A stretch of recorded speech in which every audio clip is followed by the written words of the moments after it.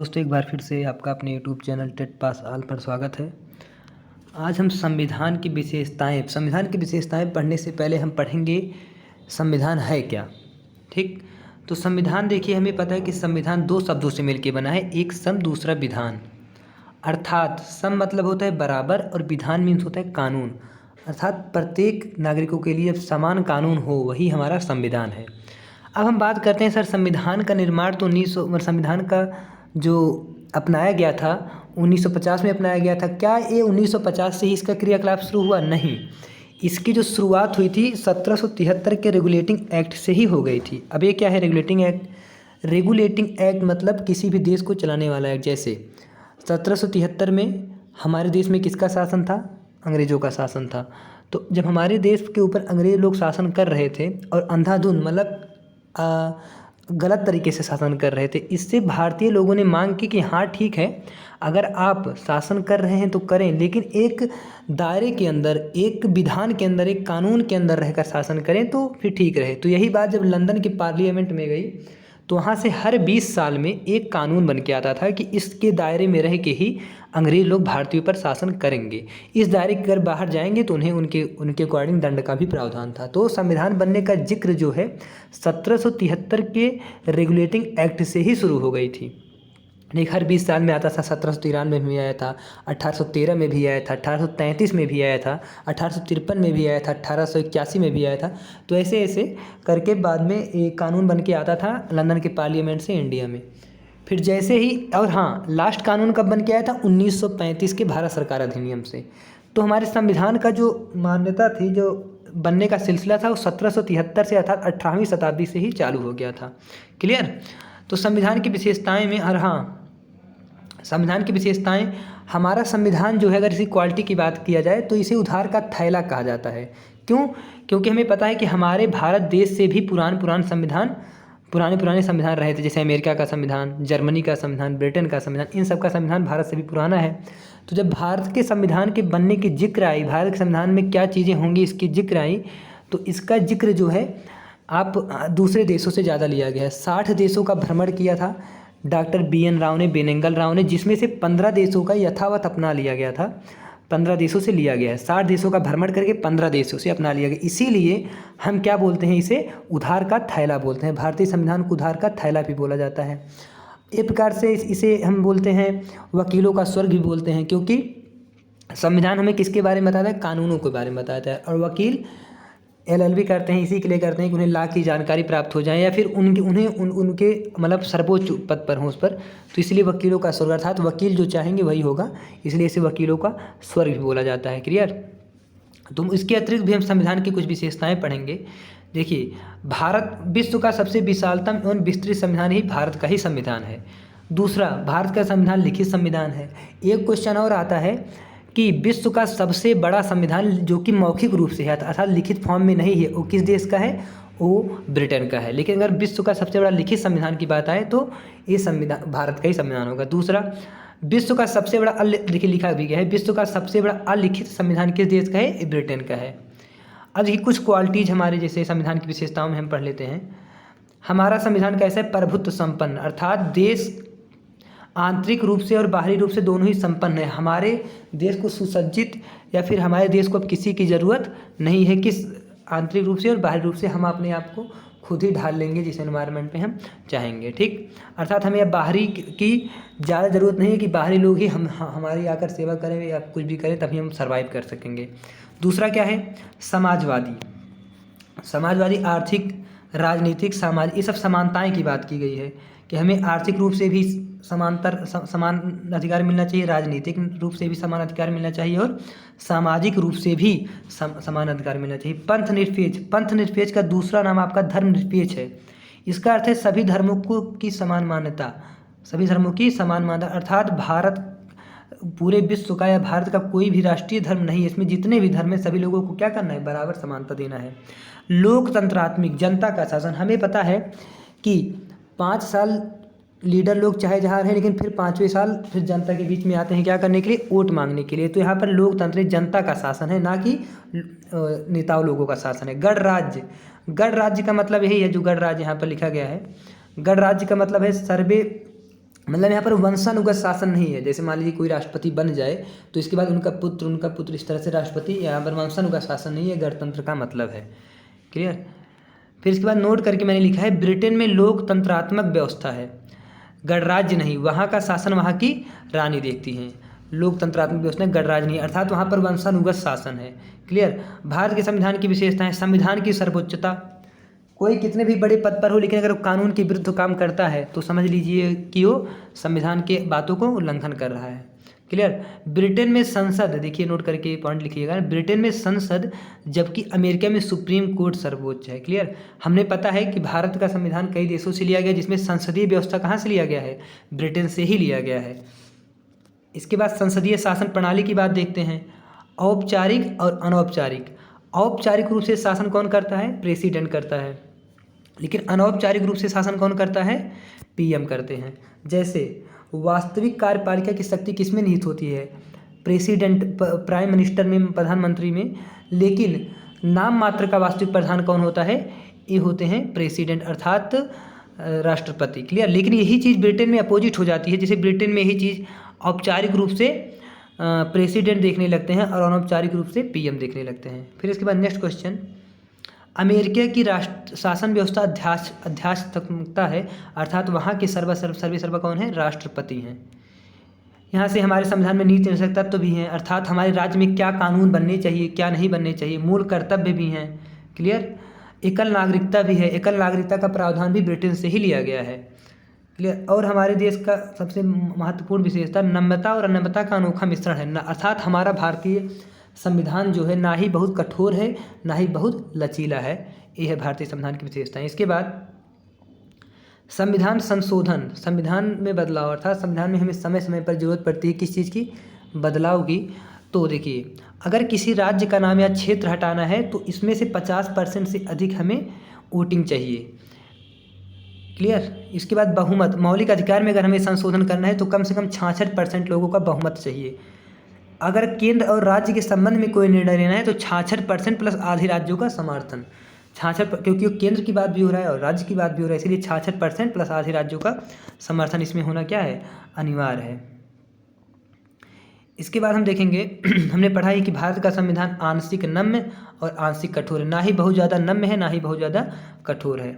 स्वतंत्र न्यायपालिका, स्वतंत्र न्यायपालिका, भारत की स्वतंत्र न्यायपालिका कैसी होनी चाहिए, स्वतंत्र होनी चाहिए, अपने आप में निर्णय लेने में इसको किसी भी प्रकार की हेजिटेशन नहीं होनी चाहिए। इसीलिए न्यायपालिका को और विधिक पालिका को अलग कर दिया गया, अर्थात न्यायपालिका का अलग कानून होना चाहिए, विधिक और कार्यपालिका का अलग कानून होना चाहिए। क्लियर।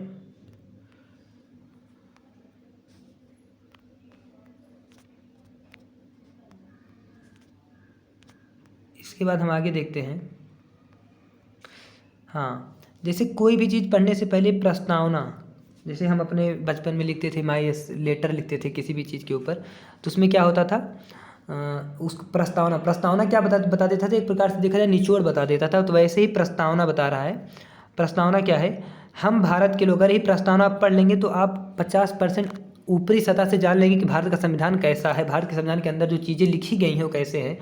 तो पहली बात तो प्रस्तावना, ये प्रस्तावना आया कब था, 13 दिसंबर 1946, 13 दिसंबर 1946 में आया था। लेकिन तब इसका नाम ये प्रस्तावना ना हो कि क्या नाम था इसका, उद्देश्य क्या नाम था, जिसे किसने प्रस्तुत किया था, भारत के प्रथम प्रधानमंत्री पंडित जवाहरलाल नेहरू ने। यही उद्देश्य क्या बाद में 22 जुलाई 1947 को चलकर प्रस्तावना का नाम ले लेती है। केवल नाम बदल दिया जाता है, काम वही रहता है, उद्देश्य के स्थान पर प्रस्तावना। तो उद्देश्य कब आया था, 13 दिसंबर 1946, और प्रस्तावना कब आता है, 22 जनवरी 1947 को। प्रस्तावना की कुछ खास बातें हैं, अगर आप देखेंगे हम भारत के लोग से लेकर पूरा अगर आप देखेंगे करते हैं, समर्पित करते हैं, पूरा एक ही नाम है, पूरा एक ही सेंटेंस है, इसमें कहीं भी पूर्ण विराम का प्रयोग नहीं है। क्लियर। तो हम पढ़ते हैं, हम भारत के लोग भारत को एक संपूर्ण प्रभुत्व संपन्न का मतलब मैंने बताया था कि किसी भी देश को बाहरी या आंतरिक सहयोग की कोई ज़रूरत नहीं है। समाजवादी, पंथ निरपेक्ष अर्थात धर्म निरपेक्ष, अर्थात भारत का कोई भी राष्ट्रीय धर्म नहीं है। लोकतंत्रात्मक, यहाँ पर लोगों का शासन है। गणराज्य अर्थात यहाँ पर वंशानुगत शासन नहीं है, बनाने के लिए तथा उसके समस्त नागरिकों को सामाजिक, आर्थिक और राजनैतिक न्याय, भारतीय संविधान में या भारतीय प्रस्तावना में 3 प्रकार की न्याय की बात की गई है, सामाजिक न्याय, आर्थिक न्याय और राजनैतिक न्याय। इसके बाद देखिए स्वतंत्रता, 5 प्रकार की स्वतंत्रता कौन कौन सी, विचार, अभिव्यक्ति, विश्वास, धर्म और उपासना की स्वतंत्रता। तो स्वतंत्रता कितने प्रकार की मिली है, 5 प्रकार की मिली है। 2 प्रकार की समानता की बात की गई है, कौन कौन सी, प्रतिष्ठा और अवसर की समानता, क्लियर, प्राप्त करने के लिए तथा उन सब में व्यक्ति की गरिमा और राष्ट्र की एकता और अखंडता सुनिश्चित करने वाली बंधुता बढ़ाने के लिए दृढ़ संकल्प होकर अपनी इस संविधान सभा में दिनांक 26 नवंबर 1949 से मिति मार्गशीर्ष शुक्ल सप्तमी संवत 2006 विक्रमी को एवं एक इतर द्वारा इस संविधान को अंगीकृत, अधिनियमित और आत्मर्पित करते हैं। क्लियर।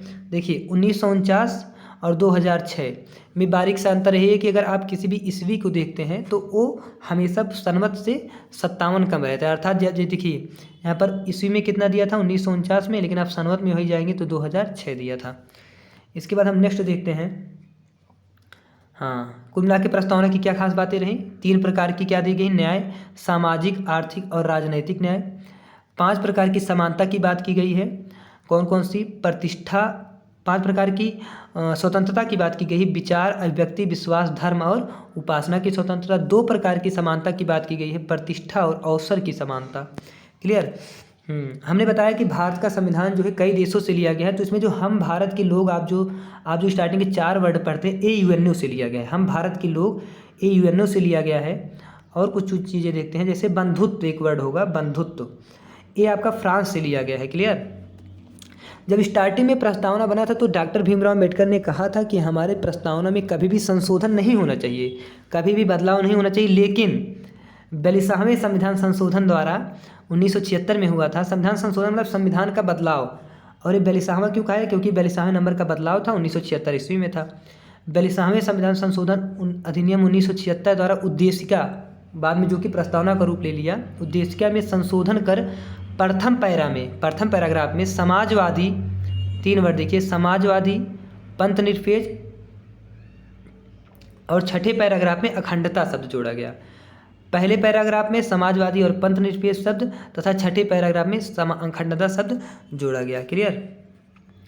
क्वेश्चन आता है, क्या उद्देशिका संविधान का अंग है, तो हाँ, केशवानंद भारती केस 1973 में हुआ था, इसके द्वारा उद्देशिका संविधान का अंग माना जाता है। क्लियर।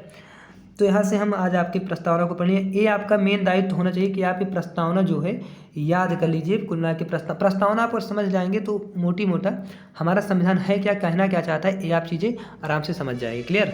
तो एक बार फिर से हम प्रस्तावना को पढ़ते हैं। हम भारत के लोग आपके UNO से लिया गया है। भारत को एक संपूर्ण प्रभुत्व संपन्न, अर्थात भारत को किसी भी आंतरिक और बाह्य सहयोग की जरूरत नहीं, अपने आप में अब संपन्न है।